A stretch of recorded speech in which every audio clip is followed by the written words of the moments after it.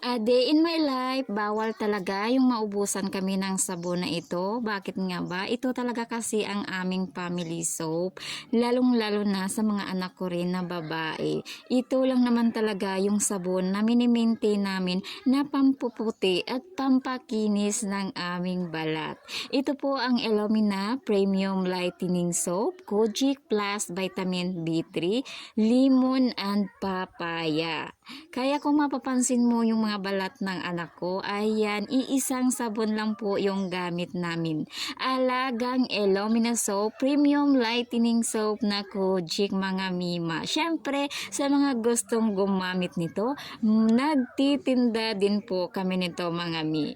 Available po yan dito sa aming bahay. At ayan, ipeflex ko talaga sa inyo to dahil super proud talaga ako sa sabon na ito. Hindi ka lang niya papuputiin, pakikinisin, tutulungan pa niya maging healthy ang iyong balat. Syempre, gawa po to sa organic at natural ingredients mga mima na nanggagaling sa ating kalikasan.